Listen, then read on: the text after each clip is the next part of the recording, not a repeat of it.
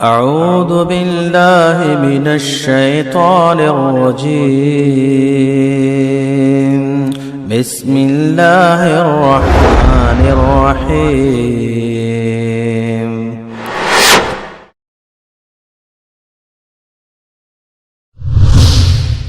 كنتم خير أمة أخرجت للناس تأمرون بالمعروف وتنهون عن المنكر وتؤمنون بالله.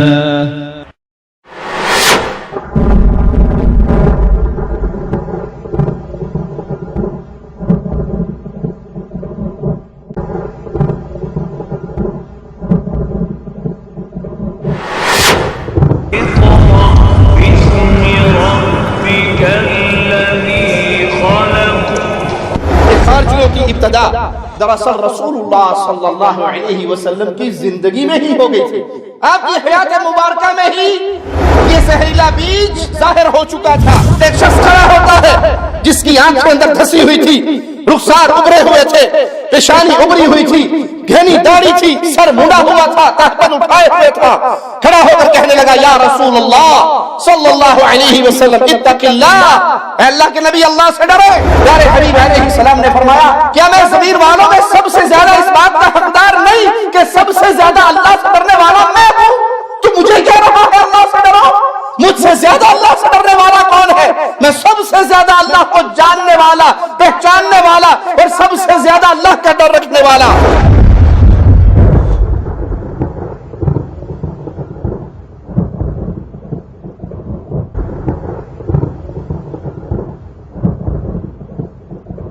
راوی بیان کرتا ہے پھر رسول اللہ صلی اللہ علیہ وسلم نے اس منافق کی طرف دیکھا جو پیٹ پھیر کر جا رہا تھا. آپ نے فرمایا اس کی نسل سے ایسی قوم نکلے گی جو کتاب اللہ کی تلاوت بڑی خوش الحانی کے ساتھ کرے گی, قرآن بڑا پیار سے پڑھیں گے, وہ قرآن ان کے حلق سے نیچے نہیں اترے گا.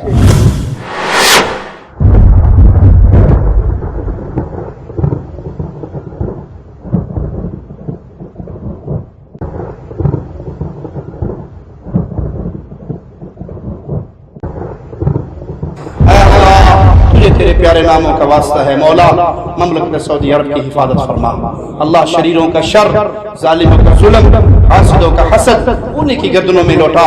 اللہ جن کی آنکھوں میں یہ پیارا دیس, یہ بلاد توحید کانٹے کی طرح چبھ رہا ہے اور اس کے خلاف تدبیریں کر رہے ہیں, اے اللہ اس کی حفاظت فرما, شریروں کے شر سے, ظالموں کے ظلم سے, حاسدوں کے حسد سے, اور یہ دیس اسی طرح توحید کے پیغام کو پھیلاتا رہے.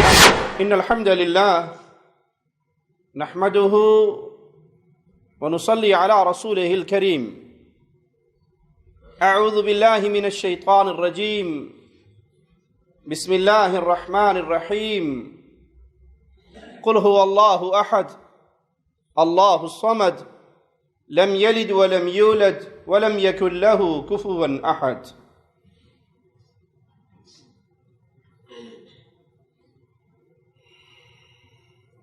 دین اسلام اللہ مالک کی طرف سے بھیجا جانے والا آخری دین ہے, یہ آخری شریعت ہے. امت محمدیہ آخری امت ہے. پیارے حبیب علیہ السلام کے بعد کوئی نبی نہیں, اور پیارے حبیب علیہ السلام کی امت کے بعد کوئی اور امت نہیں. یہ دین سورج کی طرح چمکتا ہوا دین ہے. اس کی راتیں اتنی ہی روشن ہیں جتنا اس کا دن روشن ہے. گمراہ وہی ہوگا جو اپنے لیے گمراہی کو پسند کر لے, وگرنہ پیارے حبیب محمد الرسول اللہ صلی اللہ علیہ وسلم اپنی امت کو ایک چمکتا ہوا دین دے کر گئے, روشنی کا مینارہ دین دے کر گئے, جس نے زندگی کے کسی پہلو کو پیاسا نہیں چھوڑا. پیارے حبیب علیہ السلام جو صاف اور ستھرا, جو پاکیزہ, طیب اور طاہر, سرچشمہ حیات, کتاب الہی اور سنت محمد الرسول اللہ صلی اللہ علیہ وسلم کی صورت میں ہمیں دے کر گئے، خوش نصیب ہے وہ جو اپنا رشتہ اس سے جوڑے رکھے، بد نصیب ہے وہ جو اس پیارے چشمے سے دور ہو جائے اور ہلاکت اور بربادی کے راستے پہ چل پڑے۔ جو پیارے نبی صلی اللہ علیہ وسلم کی شریعت پہ رہے وہ اہل سنت ہے، وہ اہل الحدیث ہے، وہ پیارے نبی صلی اللہ علیہ وسلم کا وارث ہے، اور جو پیارے حبیب علیہ الصلاۃ والسلام کے راستے کو چھوڑ دے وہ اہل بدعت میں سے ہے، وہ گمراہوں میں سے ہے۔ مسلمانوں میں ایک گروہ جس کو خوارج کا گروہ کہا جاتا ہے، یہ انتہائی خطرناک، یہ فکر بھی گمراہ، اس راستے پہ چلنے والے بھی گمراہ، اور یہ وہ ہیں جو فتنوں کا شکار ہوئے۔ اگر ان کی اصل کی طرف لوٹیے تو بڑا پیارا واقعہ ہے ابن مسعود رضی اللہ عنہ وارضاہ کا۔ وہ کچھ لوگوں کو دیکھتے ہیں جنہوں نے پتھر اکٹھے کیے ہوئے اور اللہ کا ذکر کر رہے۔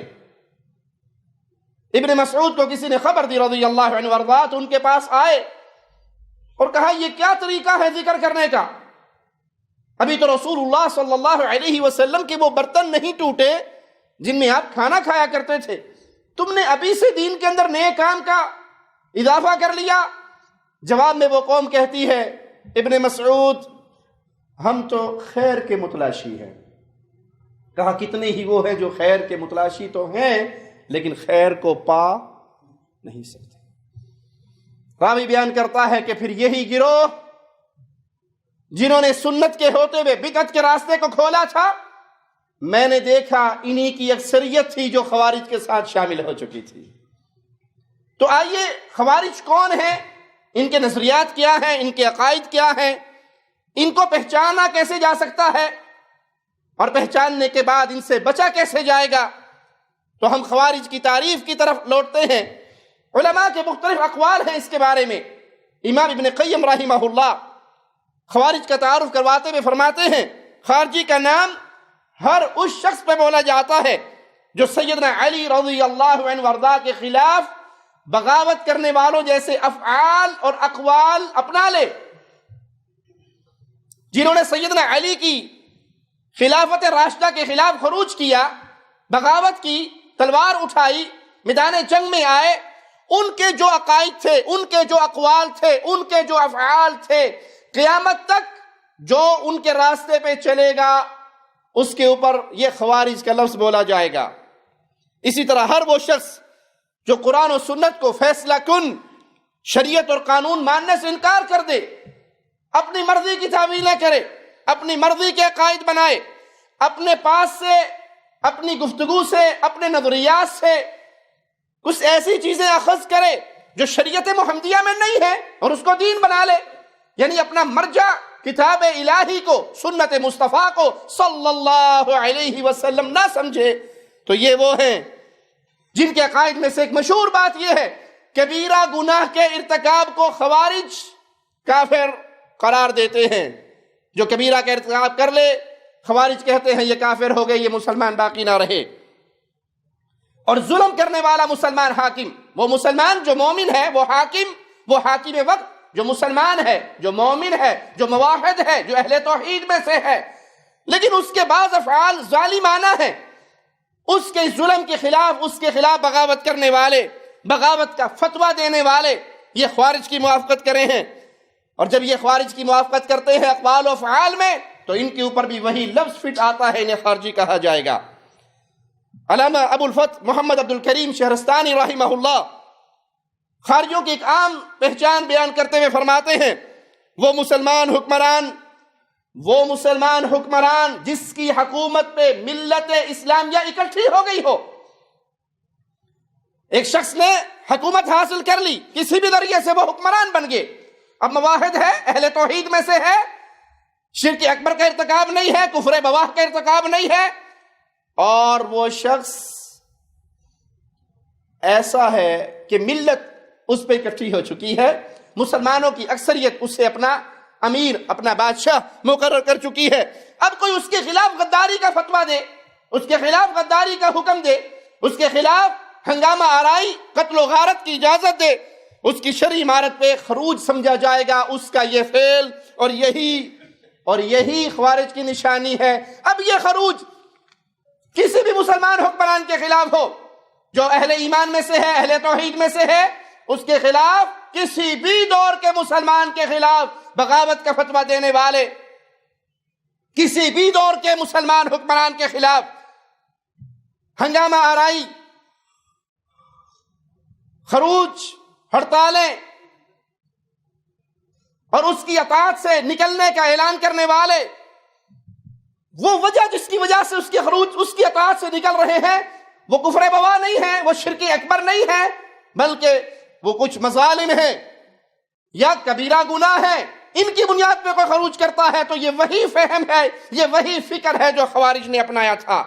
مزید فرماتے ہیں کہ ہر وہ شخص جو امیر المسلمین کے خلاف خروج کرے، بغاوت کرے، غداری و قتل و غری کا فتویٰ دے یا یہ فعل کرے جس پر مسلمانوں کی جماعت کا اتفاق ہو چکا ہو، پورے مسلمان متفق ہو گئے ہو، اب ایسا کرنے والے کو خارجی کہا جائے گا، چاہے یہ خروج صحابہ کے دور میں ہو یا خلفاء کے دور میں ہو یا ائمۃ المسلمین کے خلاف ہو، تابعین کے زمانے میں ہو یا آج تک کے دور کے کسی بھی مومن مسلمان حکمران کے خلاف ہو۔ علامہ ابن حجر رحمہ اللہ خوارج کی پہچان کرواتے فرماتے ہیں، خوارج وہ لوگ ہیں جنہوں نے سیدنا علی رضی اللہ عنہ وارضا کہ خلیفۃ المسلمین منتخب ہونے پر کھلم کھلا انکار کیا، اور وہ سیدنا علی، آپ کی اولاد سیدنا عثمان، ان سے مکمل الگ ہو گئے اور انہوں نے ان تمام اصحاب سے جنگ کی۔ مزید فرماتے ہیں خوارج سے مراد خارجیوں کی جماعت ہے، یعنی ایک بڑا سرکش قسم کا گروہ، یہ اہل بدعات کی ایک جماعت تھی جن کا یہ نام دین حنیف اور مسلمانوں کے سب سے بہتر لوگوں پر بغاوت کرنے کی بنا پہ رکھا گیا۔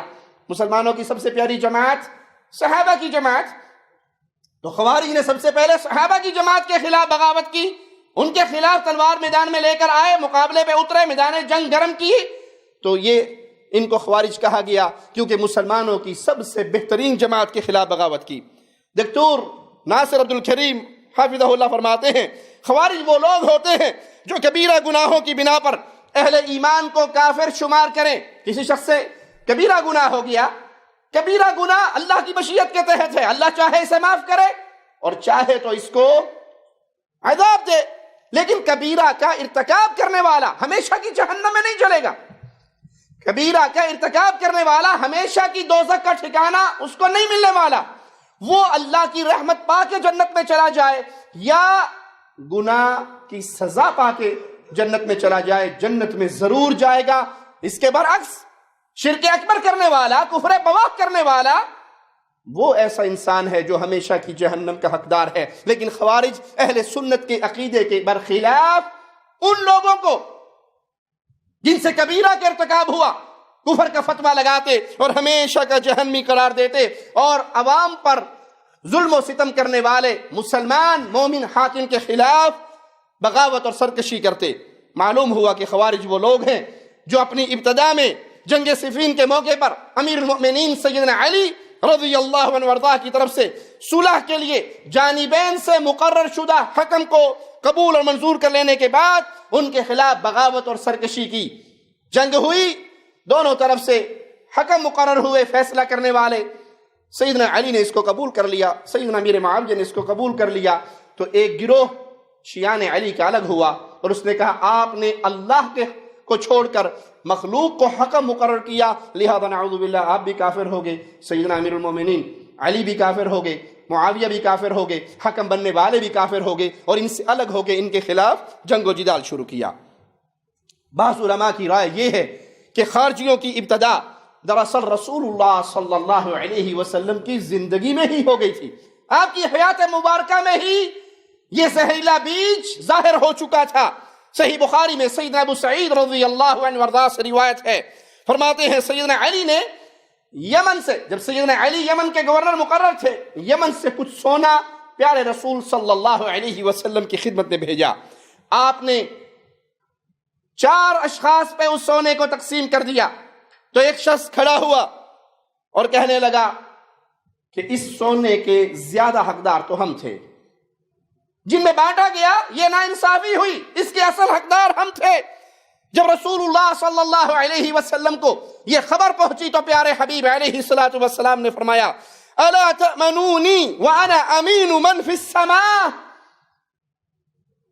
وہ جو آسمانوں میں ہے اس کی طرف سے میرے پاس خبریں آتی ہیں، اس نے مجھے امین مقرر کیا ہے، وہ ساری امانت صباح و مساء میرے اوپر اللہ کی طرف سے وحی کا نزول ہوتا ہے، میں تو آسمان والے کی باتوں کا امین ہوں، تم مجھے امین نہیں سمجھتے؟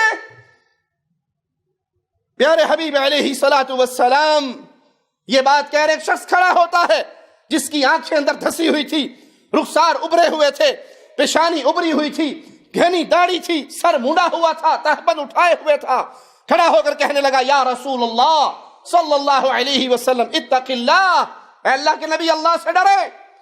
فقال ویلک، پیارے حبیب علیہ السلام نے فرمایا تیرے لیے بربادی ہو، ویل ہو۔ اولست احق اہل الارض ان یتقی اللہ، کیا میں زمین والوں میں سب سے زیادہ اس بات کا حقدار نہیں کہ سب سے زیادہ اللہ سے ڈرنے والا میں ہوں؟ تو مجھے کہہ رہا ہے اللہ سے ڈرو؟ مجھ سے زیادہ اللہ سے ڈرنے والا کون ہے؟ میں سب سے زیادہ اللہ کو جاننے والا، پہچاننے والا اور سب سے زیادہ اللہ کا ڈر رکھنے والا، افسوس تجھ پر۔ یہ بات کہہ کے وہ چلا گیا، جانے لگا تو سیدنا خالد بن ولید وہ کہنے لگے یا رسول اللہ صلی اللہ علیہ وسلم الا اضرب عنقہ، اس کی گردن نہ مار دوں، اسے قتل نہ کر دوں؟ یہ آپ کے ساتھ زبان درازی کر کے گیا ہے، آپ کی شان میں گستاخی کر کے گیا ہے، مجھے چھوڑیے، اجازت دیجیے میں اس کی گردن مار دوں۔ فقال، پیارے حبیب کی رحمت و بھرے جملے سنیے، لا لعلہ ان یکون یصلی، نہیں خالد اس کو قتل نہ کرو، ہو سکتا ہے یہ نماز پڑھتا ہو۔ پیارے نبی کی گستاخی کر کے جا رہا ہے لیکن بچا ہوا ہے، زندہ ہے، کیوں؟ کہ ہو سکتا ہے یہ، بولو، نماز پڑھتا ہو۔ اگرچہ دل میں نفاق ہو لیکن ظاہراً انسان نمازی ہو تو یہ نماز اتنی قیمتی دولت ہے کہ اس کا خون مسلمانوں پہ بظاہر حرام ہو جاتا ہے۔ اور جو سچے دل والا ہو اور وہ نماز نہ پڑھے، اور جو سچے دل سے نماز پڑھ لے، یہ نماز اسے کیا کچھ دلوا دے گی۔ یہاں اتنی زبان درازی کے باوجود وہ قتل ہونے سے بچ رہا ہے، رکاوٹ کیا آئی؟ نمازی ہے۔ اور اگر سچے دل سے انسان نماز پڑھے تو پیارے حبیب صلی اللہ علیہ وسلم فرماتے ہیں نمازی کا حال ایسے ہے جیسے کسی کے گھر کے سامنے نہر بہتی ہو، وہ دن میں 5 مرتبہ بھی نہا لے، اس پانی سے نہر میں غوطہ لگا لے، جسم پہ کوئی میل بچے گا؟ نہیں بچے گا۔ جو 5 وقت اللہ کے گھر میں آ کے جھک جاتا ہے اس کے کھاتے میں گناہ نہیں بچتا۔ خالد اس کو چھوڑ دو، ہو سکتا ہے یہ نماز پڑھتا ہو۔ سیدنا خالد کہنے لگے وَكَمْ مِن مُصَلٍّ يَقُولُ بِلِسَانِهِ مَا لَيْسَ فِي قَلْبِهِ، کتنے ہی نمازی ایسے ہیں جو زبان سے جو کہتے ہیں وہ ان کے دل میں نہیں ہوتا۔ زبان سے کہہ رہا ہے، زبان سے نماز کے اوراد پڑھ رہا ہے لیکن اس کا دل کا حال وہ نہیں ہے جو نمازی کا ہوتا ہے۔ فقال رسول اللہ صلی اللہ علیہ وسلم انی لم اعمر، مجھے اللہ نے یہ حکم نہیں دیا، مجھے یہ آرڈر نہیں ہوا کہ میں دلوں کو چاک کر کے دیکھوں، ولا اشق بطونہم، نہ ان کے پیٹ پھاڑ کے دیکھوں۔ دل کا معاملہ دل والے کے ساتھ ہے، وہ رب کے حوالے ہے۔ مجھے ظاہری حکم لگانے کا اللہ کی طرف سے امر ہے، اگر یہ دلی طور پہ مسلمان نہیں ہے یا اس کے دل میں کچھ اور ہے، مجھے جو حکم دیا گیا ہے وہ ظاہر کا حکم دیا گیا ہے، دل کا نہیں۔ راوی بیان کرتا ہے پھر رسول اللہ صلی اللہ علیہ وسلم نے اس منافق کی طرف دیکھا جو پیٹ پھیر کر جا رہا تھا، آپ نے فرمایا اس کی نسل سے ایسی قوم نکلے گی، اس کی نسل سے ایسی قوم نکلے گی جو کتاب اللہ کی تلاوت بڑی خوش الحانی کے ساتھ کرے گی، قرآن بڑا پیار سے پڑھیں گے، بڑی لے سے پڑھیں گے، لیکن حال کیا ہوگا؟ یتلون کتاب اللہ، وہ قرآن پڑھنے والے لا یجاوز حناجرہم، وہ قرآن ان کے حلق سے نیچے نہیں اترے گا. وہ قرآن جو رنگ دکھاتا ہے وہ رنگ ان کے اوپر نظر نہیں آئے گا. قرآن کا رنگ ہوتا ہے قرآن پڑھنے والا، اللہ کے کلام سے جڑنے والا، اللہ کے کلام کو اپنے سینے میں رکھنے والا، اللہ کے کلام کو سمجھنے والا. اس کا رنگ ہوتا ہے، اس کے چہرے پہ نور ہوتا ہے، اس کی زندگی میں انقلاب ہوتا ہے.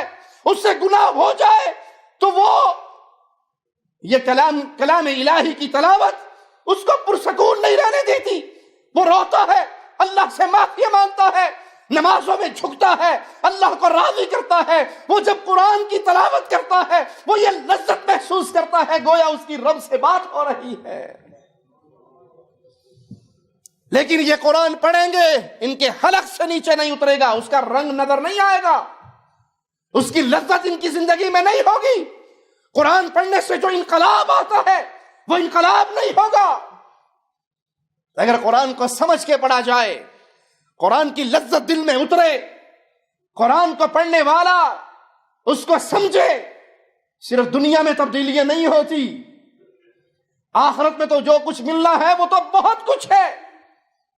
اس کی لذت اللہ اس دنیا کے اندر بھی عطا فرماتا ہے.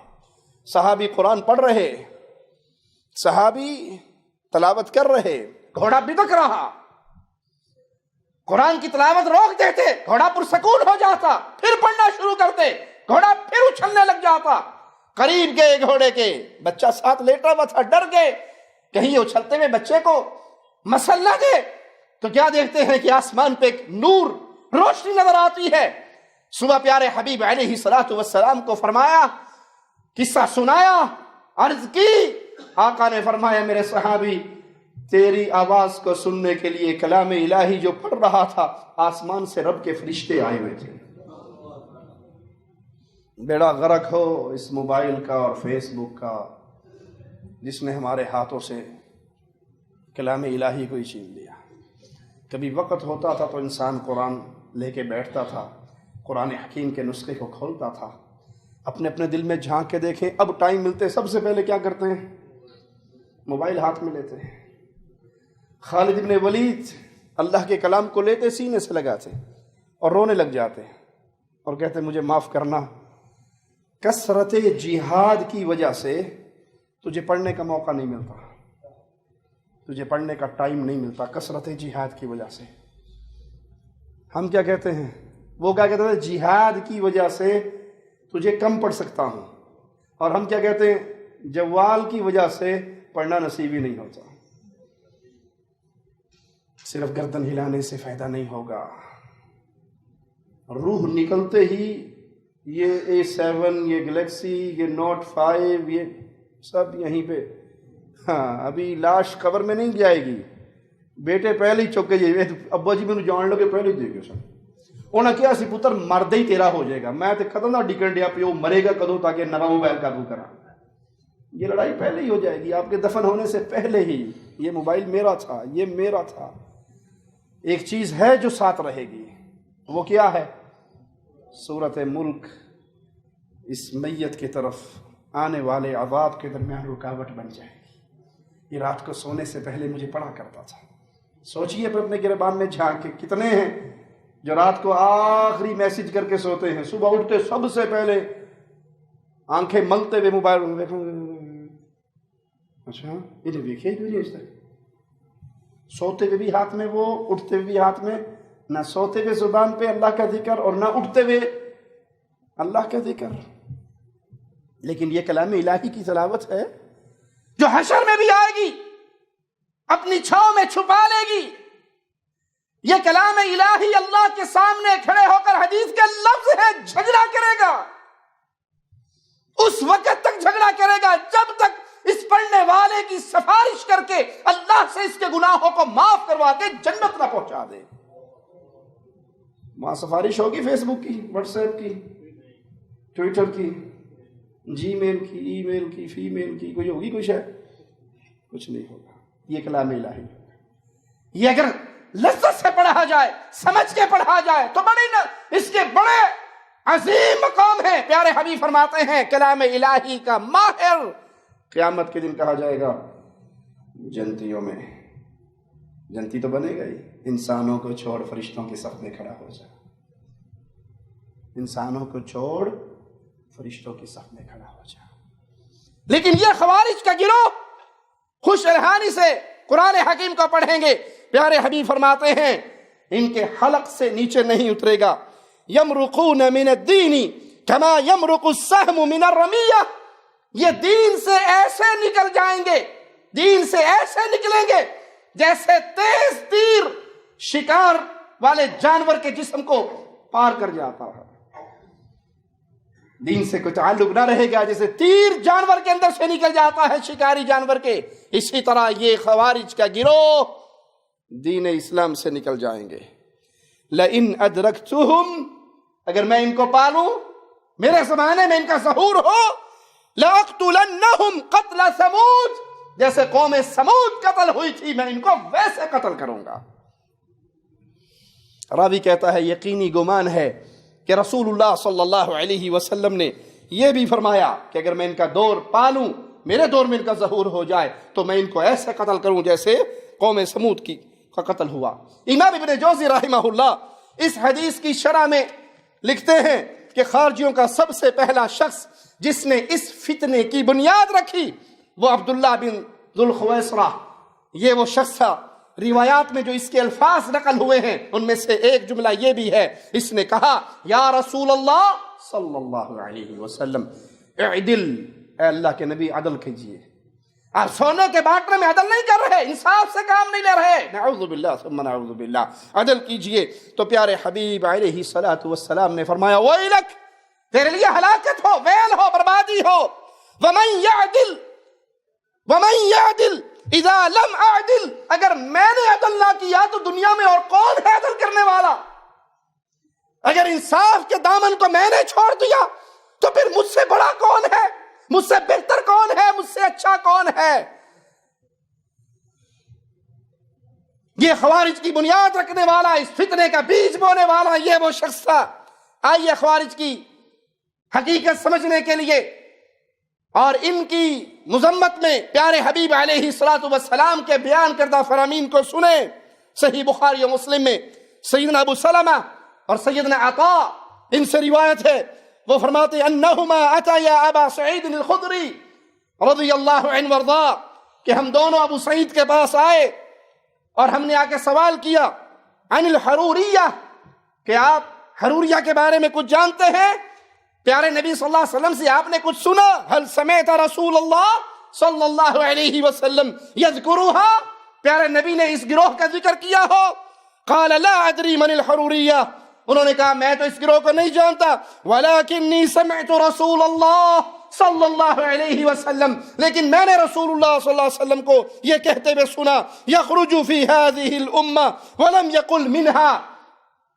پیارے حبیب علیہ السلام فرماتے ہیں میں نے یہ فرماتے ہوئے اللہ کے نبی صلی اللہ علیہ وسلم کو سنا کہ میری اس امت میں سے ایک قوم نکلے گی. آپ نے یہ نہیں فرمایا کہ یہ قوم اس امت اسلامیہ میں سے ہوگی, بلکہ یہ فرمایا اس امت میں سے قوم نکلے گی جیسے تیر شکار میں سے نکلتا ہے, وہ امت سے نکل کے الگ ہو جائے گی. اور وہ ہوں گے کیسے؟ قوم تحقرون صلاتکم مع صلاتہم, تم اپنی نماز کو جب دیکھو گے اور ان کی نماز کے ساتھ مقابلہ کرو گے تو اپنی نماز تمہیں حقیر اور ہلکی لگے گی. بہت لمبی نمازیں پڑھنے والے, بہت زیادہ قرآن کی تلاوت کرنے والے, فَيَقْرَؤُونَ الْقُرْآنَ لَا يُجَاوِزُ حُلُوقَهُمْ, قرآن پڑھیں گے ان کے حلق سے نیچے نہیں اترے گا, اس کا وہ فہم نہیں لیں گے جو رسول کریم صلی اللہ علیہ وسلم نے لیا اور صحابہ کو دیا, اس کا اثر نہیں ہوگا ان کے اوپر. لمبی نمازیں پڑھنے والے لیکن قرآن ان کے حلق سے نیچے نہیں اترے گا. او حناجرہم, وہ ان کے گلوں سے نیچے نہیں اترے گا. حالت کیا ہوگی, ان کی حقیقت کیا ہے, ان کی حیثیت کیا ہے اسلام میں؟ یمرقون من الدین مروق السهم من الرمیہ, وہ دین سے ایسے نکل جائیں گے جیسے تیر پھینکا جائے اور وہ شکار کے اندر سے نکل جاتا ہے. شکاری اس تیر کو اٹھاتا ہے, اس کے پھل کو دیکھتا ہے, اس کے پر کو دیکھتا ہے, اس کی آخری کنارے پہ غور کرتا ہے کہ میں نے آخر مارا, تیر لگا, شکار نیچے گرا, لیکن اس پہ تو خون کا کوئی نشان نہیں ہے، اتنی تیزی سے نکلے گا کہ خون کا نشان بھی اس پہ نہیں ہوگا۔ امام بخاری سیدنا اسید بن عمر کی روایت نقل کرتے ہیں، وہ فرماتے ہیں قلت لسہل بن حنیف هل سمعت النبی صلی اللہ علیہ وسلم یقول فی الخوارج شیئا، میں نے سیدنا سہل سے پوچھا کہ آپ نے رسول اللہ صلی اللہ علیہ وسلم سے خوارج کے حوالے سے کچھ سنا؟ قال سمعته یقول، میں نے پیارے حبیب علیہ السلام کو یہ فرماتے ہوئے سنا۔ وَأَهْوَى بِيَدِهِ قِبَلَ الْعِرَاقِ، پیارے نبی صلی اللہ علیہ وسلم فرما رہے ہیں اور اپنے ہاتھ کے اشارے سے عراق کی طرف اشارہ کر رہے ہیں، اور فرمایا کیا پیارے حبیب علیہ السلام نے يَخْرُجُ مِنْهُ قَوْمٌ يَقْرَؤُونَ الْقُرْآنَ لَا يُجَاوِزُ تَرَاقِيَهُمْ، پیارے حبیب علیہ السلام عراق کی طرف اشارہ کرتے ہوئے فرما رہے ہیں کہ قوم یہاں سے نکلنے والی ہے، عراق سے قوم نکلنے والی ہے جو قرآن پڑھیں گے، لیکن وہ قرآن حکیم ان کے حلقوں سے نیچے نہیں اترے گا۔ یمرقون من الاسلام مروق السهم من الرمیہ، وہ اسلام سے ایسے نکلیں گے جیسے تیر شکار میں سے نکل جاتا ہے۔ صحیح بخاری حدیث نمبر 6930 سنیے، سیدنا علی فرماتے ہیں رضی اللہ عنہ وارضا، وانی سمعت رسول اللہ صلی اللہ علیہ وسلم یقول، میں نے پیارے حبیب جناب محمد الرسول اللہ صلی اللہ علیہ وسلم کو یہ فرماتے ہوئے سنا، سَيَخْرُجُ قَوْمٌ فِي آخِرِ الزَّمَانِ أَحْدَاثُ الْأَسْنَانِ سُفَهَاءُ الْأَحْلَامِ يَقُولُونَ مِنْ خَيْرِ قَوْلِ الْبَرِيَّةِ، پیارے حبیب علیہ السلام نے فرمایا آخری زمانہ قریب ہے، آخری زمانہ قریب ہے جب ایسے لوگ مسلمانوں میں ظاہر ہوں گے جو نو عمر کم عمر کے بیوقوف ہوں گے، ان کی عقلوں میں فطور ہوگا، ظاہر میں تمام انسانوں کے کلام میں سے جو سب سے بہتر ہے وہ پڑھیں گے اور اس کلام کو کہیں گے، لیکن حالت کیا ہوگی ان کے ایمان کی؟ ایمان ان کے دل میں کتنا اترا ہوا ہوگا؟ لا یجاوز ایمانہم حناجرہم، ان کا ایمان، پہلے ذکر کیا تھا کہ قرآن کی تلاوت ان کے دل میں نہیں اترے گی، ان کے حلق سے نیچے نہیں آئے گی، اور یہاں پیارے حبیب لذت ایمان سے ان کو محروم کرتے ہوئے کیا فرماتے ہیں؟ لا یجاوز ایمانہم حناجرہم، ان کا ایمان بھی ان کے حلق سے نیچے نہیں اترے گا، ایمان سے محروم، عمریں چھوٹی، عقل میں کچے، عقل میں فطور، اور وہ حقیقت کیا ہوگی؟ یمرقون من الاسلام کما یمرق السهم من الرمیہ، اسلام سے ایسے نکلیں گے جیسے تیر شکار میں سے نکلتا ہے۔ فَأَيْنَمَا لَقِيتُمُوهُمْ فَاقْتُلُوهُمْ، تم انہیں جہاں بھی پاؤ انہیں قتل کر دو، فَإِنَّ فِي قَتْلِهِمْ أَجْرًا، کیونکہ ان کے قتل کرنے میں ثواب ہے، اجر ہے، لِمَنْ قَتَلَهُمْ يَوْمَ الْقِيَامَةِ، جو ان کو قتل کرے گا وہ قیامت کے دن اجر و ثواب پائے گا۔ یہاں رک کے ایک بات کو پھر دہرا دوں جس کو ہم بارہا بیان کرتے ہیں، اور خاص طور پہ فتنوں کے اس زمن میں اس بات کو اپنے پلے سے باندھنا انتہائی ضروری ہے کہ شریعت محمدیہ میں، احادیث مبارکہ میں، قرآن حکیم میں جہاں بھی حدود کے نفاذ کا ذکر آتا ہے تو وہاں اس کا خطاب کس سے ہوتا ہے؟ حاکم وقت سے، جس کے ہاتھ میں ڈنڈا ہو، جس کے ہاتھ میں حکومت ہو، جس کو اللہ نے ذمہ داری دی ہو، جس کے کندھوں پہ بوجھ ڈالا ہو امت اسلامیہ کا، حدود کا نفاذ، وہ چور کا ہاتھ کاٹنا، وہ زانی کو سنسار کرنا، وہ قاتل کو سزا دینا، جتنی بھی حدود کا معاملہ ہے اس کا مکمل تعلق حاکم وقت سے ہے۔ آپ کو اسلام اجازت دیتا ہے برائی کو دیکھو تو زبان سے روکو، ہاتھ سے روکنے کا حکم اس کو ہے جس کو امر ملا ہوا ہے، جس کو حکومت ملی ہوئی ہے، اس کا سوال بھی اس سے ہونا ہے، اس کی ذمہ داری بھی اس کے ذمہ ہے۔ یہ نہیں کہ چور چوری کر کے بھاگ رہا ہے تو جاؤ ہاتھ پکڑو اور اس کا گنڈا سا مار کے ہاتھ کاٹ دو، یہ غلط ہے، یہ باطل ہے۔ یہاں اس کا خطاب انہی سے ہوگا جن کو اللہ نے یہ انعام دیا ہے، اکرام دیا ہے، جن کے کندھوں پہ یہ ذمہ داری ڈالی گئی ہے، وہی اس کے مسئول ہیں، وہی اس کے ذمہ دار۔ عوام کے لیے اپنی زبان سے تبلیغ کرے، اور اگر وہ ماجرا خاص ہو حاکم وقت سے، کوئی برائی حاکم وقت میں دیکھے تو اس کے لیے بھی اسلام تعلیم یہ دیتا ہے، منہج سلف تعلیم یہ دیتا ہے کہ اس کو نصیحت کی جائے سری طور پہ، ممبر پہ نہیں، ممبر پہ کھڑے ہو کے اس کی پگڑی نہ اچھالی جائے، بلکہ اس کو نصیحت کی جائے، اس کو جا کے ملا جائے، اس کو خط لکھا جائے، اس کو نصیحت کی جائے، اس تک پیغام پہنچایا جائے۔ آپ نے یہ نصیحت کر لی، اپنا حق ادا کر لیا، آپ کے اوپر ذمہ داری ادا ہوگی۔ اب ذمہ داری اس کے کندھے پہ ہے، آپ کی گردن سے جس کے کندھے پہ یہ منتقل ہوئی ہے۔ یہاں کو یہ معنی نہ نکلے جیسے ہم سناتے ہیں نبی صلی اللہ علیہ وسلم نے پکی قبریں توڑنے کا حکم دیا، کوئی اٹھے اور جا کے مزاروں کو توڑنا شروع کر دے تو فتنے کا دروازہ کھولے گا۔ آپ کے پاس طاقت ہی نہیں ہے، کسی کی پکی قبر توڑو گے آپ کو بعد میں پورا مزار بنا کے دینا پڑے گا، کیونکہ حکومت آپ کے ہاتھ میں نہیں، طاقت آپ کے ہاتھ میں نہیں۔ تو جہاں نفاذ کا معاشرہ آتا ہے وہاں اس کا خطاب حاکم وقت سے ہے، مسئول سے ہے، جس کے پاس ذمہ داری ہے وہ اس سے ہے۔ صحیح مسلم میں سیدنا ابو ذر رضی اللہ عنہ وارضاہ سے روایت ہے، رسول اللہ صلی اللہ علیہ وسلم نے فرمایا، ان بعدی من امتی او سیکون بعدی من امتی، میرے بعد میری امت سے، یا فرمایا ان قریب ہوگی میرے بعد میری امت میں سے وہ قوم جو قرآن پڑھیں گے مگر قرآن ان کے حلقوں سے نیچے نہیں اترے گا، یخرجون من الدین کما یخرج السهم من الرمیہ، وہ اسلام سے ایسے نکلیں گے جیسے تیر شکار سے نکلتا ہے، ثم لا يعودون فیہ، پھر وہ واپس نہیں آئیں گے۔ جب وہ اس بیماری کے شکار ہو گئے، اس فتنے کا شکار ہو گئے، خوارج کے اس منہج پہ چل پڑے، تو نتیجہ کیا نکلے گا؟ ثم لا يعودون فیہ، پھر وہ اس کی طرف لوٹ کے نہیں آئیں گے، دین حنیف کی طرف نہیں آئیں گے، بلکہ اسی فتنے کا شکار رہیں گے۔ ہم شر الخلق والخلیقہ، وہ ساری مخلوق میں سے بدتر لوگ ہیں، وہ ساری مخلوق میں سے بدتر لوگ ہیں۔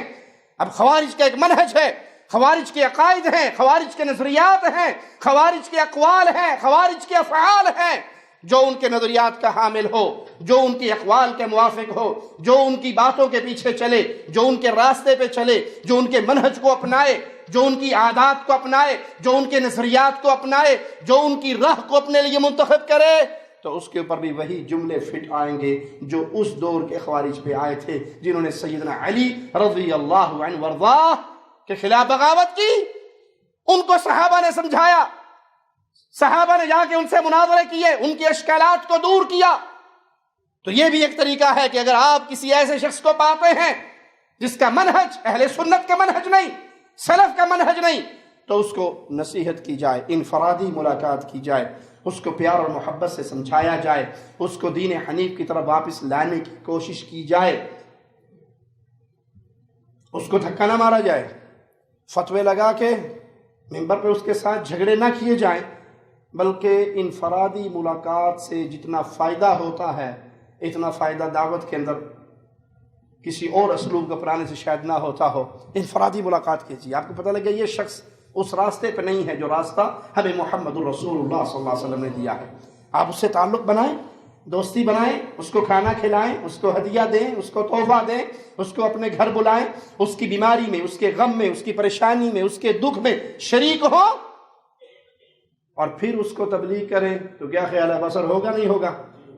یہ غریب ملکوں میں آپ دیکھتے ہیں، غریب علاقوں میں آپ دیکھتے ہیں کہ باطل اور گمراہ فرقے بڑی تیزی سے اپنے نظریات پھیلاتے ہیں۔ ہم سنتے ہیں فلاں جگہ پہ اتنے لوگ قادیانی ہو گئے، فلاں جگہ پہ اتنے لوگ آغا خانی ہو گئے، فلاں جگہ پہ اتنے لوگ فلاں ہو گئے، فلاں جگہ پہ یہ ہو گیا۔ عیسائیت بھی انہی افریقہ کے ملکوں میں، غریبوں میں، اس کی کیا وجہ ہے؟ یہ غریب علاقوں کا انتخاب گمراہ لوگ کیوں کرتے ہیں؟ اس لیے کہ وہاں کے لوگ روٹی کھانے سے تنگ ہوتے ہیں، یہ پہلے ان کا پیٹ بھرتے ہیں اور پھر ان کو سبق پڑھاتے ہیں۔ تو جب پیٹ خالی ہو پھر کوئی پٹی پڑھاؤ تو وہ اندر جاتی، کسی کا پیٹ بھر دو، کسی کی مصیبت میں ان کے مددگار بن جو، اب آپ جو بھی کہو گے وہ مان لے گا۔ اسی لیے رسول اللہ صلی اللہ علیہ وسلم کی ایک بڑی پیاری دعا ہے، اللہم انی اعوذ بک من الکفر والفقر۔ آپ نے دونوں چیزوں کو اکٹھا بیان کیا ہے، اللہم انی اعوذ بک من الکفر والفقر، اللہ تیری پناہ میں آتا ہوں کفر سے اور فقر سے، بھوک سے، فقیری سے، غربت سے۔ تو یہ گمراہ لوگ ان علاقوں کو منتخب کرتے ہیں جہاں فقر ہو، جہاں غربت ہو، پھر ان کو کھلاتے ہیں، پلاتے ہیں، اسکول کھولتے ہیں، ہسپتال بناتے ہیں، اور پھر اس کے بعد اس تک دعوت پہنچاتے ہیں۔ وہ گمراہ کی دعوت ہو، وہ بربادی کی دعوت ہو، لیکن آپ نے ان کی حاجت پوری کر دی، اب دل ان کا آپ کی طرف مائل ہو گیا۔ پنجاب کے ایک علاقے کا ایک واقعہ ایک بھائی نے سنایا کہ ہم ایک علاقے سے گزر رہے تو وہاں قبر پرستوں کی ایک مسجد تھی، جس مسجد میں کولر لگا ہوا تھا، بجلی والا، پانی والا کولر۔ تو اس کا ایک دوست تھا جو اسی فرقے سے تعلق رکھتا تھا، یہ اہل توحید تھا۔ میں بڑے عرصے سے اس کو دعوت تو دے رہا تھا، سمجھا تو رہا تھا، تبلیغ تو کر رہا تھا، لیکن کبھی کوئی بات مان لیتا، کبھی اڑ جاتا۔ تو بازار میں گزر رہے، اللہ نے اس کو ہدایت دینی تھی تو اس کو پیاس لگی، اسے پتا تھا کہ اس مسجد میں کولر لگا ہوا ہے۔ اس نے کہا بھائی آؤ ذرا پانی پی لیں۔ اس نے کہا آپ کے کہنے بھی میں چل تو پڑتا ہوں، لیکن مجھے پتا ہے کہ مسجد میں ایک بابا جی بیٹھتے ہیں، بزرگ آدمی تھے اور بڑے غصے والے، اور وہ کسی بے نمازی کو، یعنی جو نماز کے وقت میں مسجد میں نہیں آیا ہوا، اس کو نماز کے علاوہ اگر داخل ہو کے پانی پینے کی کوشش کرے تو بڑی سختی سے پیش آتے ہیں۔ اس نے کہا نہیں، پانی لگا ہوا ہے، بٹن دبانا ہے، پانی پی لینا ہے، کسی کے باپ کا پانی نہیں ہے، مسجد کا پانی ہے، کنویں کا پانی ہے، پیسے بھی نہیں لگنے، ایسی کوئی بات نہیں۔ کہا چلو ٹھیک ہے۔ تو وہ جو ہی بیچارہ گلاس لے کے کولر کی طرف متوجہ ہوا تو بابا جی سوٹا لے کے اس کی طرف متوجہ ہوئے۔ نماز پڑھنے آتا نہیں ہے، پانی پینے اندر آتے ہو، نکل جاؤ، یہ کولر صرف نمازیوں کے لیے ہے، بے نمازی کے لیے پانی نہیں۔ انہوں نے کہا بابا جی تو نماز کا ٹائم ہی نہیں ہے، ہمیں تو گرمی لگ رہی ہے، گزر رہے ہیں، پانی پینے دیجیے۔ کہا گلاس بھرا تو ڈنڈا تیرے سر پہ ماروں گا، بھاگ جائے یہاں سے۔ وہ بیچارہ سر بچاتے ہوئے بغیر پانی پیے باہر نکلا۔ کچھ فاصلے پہ گیا تو آگے اہل توحید کی مسجد تھی۔ اس نے کہا آؤ یہاں پانی پیتے ہیں۔ تو اس سیلفی ساتھی کو پتا تھا کہ یہاں ایک چھوٹی سی لائبریری بھی ہے مسجد کے اندر، اور ایک صاحب اس لائبریری پہ مقرر بھی ہیں جو آئے گئے کو پانی بھی پلاتے ہیں، کوئی کتاب، کوئی ہدیہ، کوئی تحفہ تحائف بھی دیتے ہیں، کوئی دین کی بات بھی بتاتے ہیں۔ وہ جو ہی جا کر وہاں مسجد میں بیٹھے تو اس نے کہا جناب پانی پلائیں گے؟ کہا صاحب آپ پانی کہتے ہیں، میں آپ کو شکنجی پلاتا ہوں۔ انہوں نے چینی ڈالی، تھوڑی سی ایک نیمبو نچوڑا، شکنجی پلا دی اسے۔ بڑا خوش ہوا کہ وہ ہماری اپنی تھی اور بابے نے ڈانگا مار کے کاٹ دیتی ہیں۔ تو یہی اسیروں کہنے گستاخ نے، وابی نے، بڑے سکھے نے، روکھے نے، اور اس نے مجھے شربت پلا دیا۔ اب اس نے ساتھ اسے ایک کتاب دے دی، محمدی نماز۔ تو وہ شخص کہتا ہے کہ اس نے کتاب لینے کے بعد کہا کہ میں اس کو پڑھوں گا نہیں، پڑھوں گا بعد میں، ابھی نہیں پڑھوں گا، لیکن تجھے میں بتا پہلے رہا ہوں کہ آج سے میں بھی تمہارے ساتھ ہوں۔ کس چیز نے بدل دیا اس کو؟ اچھی اخلاق نے۔ ایک شخص آیا تھا نا کفار میں سے، پیارے نبی صلی اللہ علیہ وسلم کو دیکھا، دیکھتے کہنے لگا کہ یہ چہرہ جھوٹا ہو ہی نہیں سکتا۔ پیارے نبی صلی اللہ علیہ وسلم کے اخلاق سے ہی لوگ اتنے متاثر ہوتے تھے۔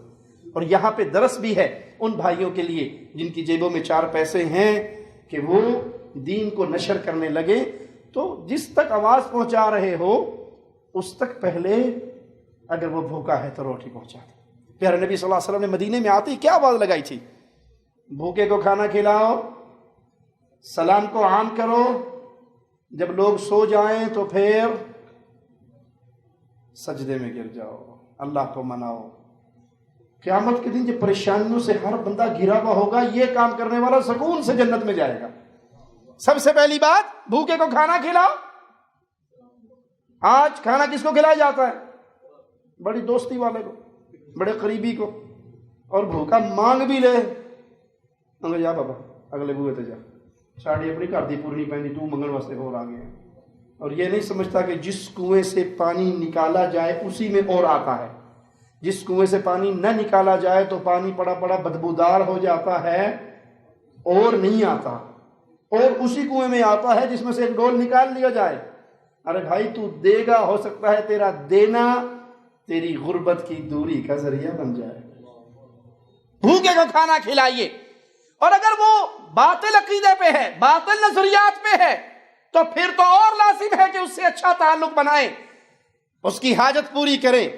اس کے گھر میں کوئی بیمار ہے تو اس کو دوا لا کے دیں، جتنی آپ کی طاقت ہے، اپنی استطاعت کے مطابق، اپنی استطاعت کے مطابق۔ وہ امام کا بڑا پیارا واقعہ آتا ہے کہ ان کا ایک شاگرد تھا اور وہ بڑی شد و مت کے ساتھ اپنے استاد کو دعوت دے، استاد جی کبھی ہماری دعوت بھی قبول کرو، جو نمک روٹی ہوگی گھر میں وہ کھا لیں گے، کوئی میں اسپیشل دعوت تو کرنے نہیں لگا آپ کی، لیکن آپ کا میرے گھر میں آنا ہی میرے لیے بڑا باعث برکت باعث عزت ہوگا کہ آپ میرے گھر تشریف لائیں، لیکن جو نمک روٹی ہوگی وہی کھائیں گے، جو بار بار جب دعوت دیتا یہ جملہ ساتھ ضرور کہتا کہ جو نمک روٹی ہوگی وہی کھائیں گے، آپ ضرور تشریف تو لاؤ، کبھی غریبوں کی بھی قبول کر لو۔ استاد جی کہتے ہیں ایک دن میں نے دل میں آیا کہ چل، بڑے عرصے سے بیچارہ دعوت دیتے، مان ہی لوں، مان لی، چل پڑا میں۔ دسترخوان لگ گیا، ایک پلیٹ میں روٹی لے آیا، کٹوری میں نمک لے آیا۔ میں دیکھ کے وہ جملہ یاد کرتا ہوں کہ اس نے بار بار کہا جو نمک روٹی ہوگی وہی کھائیں گے، جو نمک روٹی ہوگی وہی کھائیں گے۔ اللہ نمک روٹی آ گئی، کھاؤ۔ تھوڑی سی دیر گزری، استاد کہتے میں نے بھی لقمہ نہیں توڑا، دروازہ بجا، ٹھک ٹھک ٹھک، اللہ کے نام پہ، پہلی نمک روٹی پڑی ہے۔ ادھر سے فقیر کہتا اللہ کے نام پہ، اس نے کہا بڑی مشکل سے استاد کو منا کے لایا تھا، ایک روٹی تھوڑا سا نمک، فقیر بھی آ گیا۔ اسے کہتا چلا جا تیری ٹانگیں توڑ دوں گا۔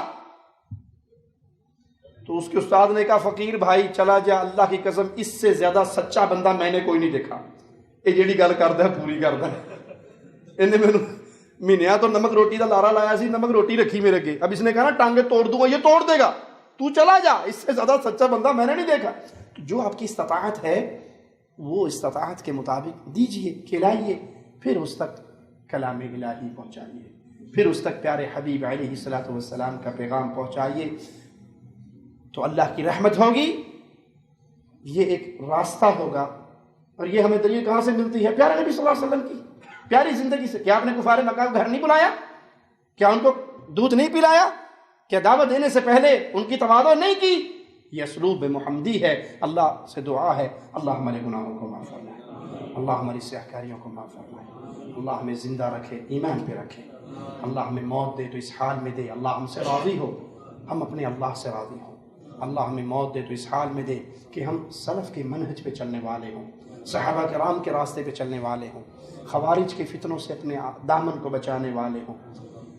کوئی آپ کو کوئی بات جتنی مرضی سمجھائے، اسے سوال کرے کہ یہ بات ہمیں صحابہ کے اقوال سے دکھاؤ، پیارے نبی صلی اللہ علیہ وسلم کے اس جملے کو صحابہ نے کیسے سمجھا۔ ہمارے لیے دین سمجھنا لازم ہے، فہم سلف میں ابو بکر، عمر، عثمان و علی نے کیسے سمجھا، بدر والوں نے کیسے سمجھا، جیسے انہوں نے سمجھا ویسے سمجھنے کا اللہ نے ہمیں حکم دیا ہے۔ یہ اہل ایمان کا راستہ ہے، اللہ اسی پہ زندہ رکھے اور اسی پہ موت عطا فرمائے۔ اقول قولی ھذا واستغفر اللہ لی ولکم ولسائر المسلمین، استغفروہ انہ هو الغفور الرحیم۔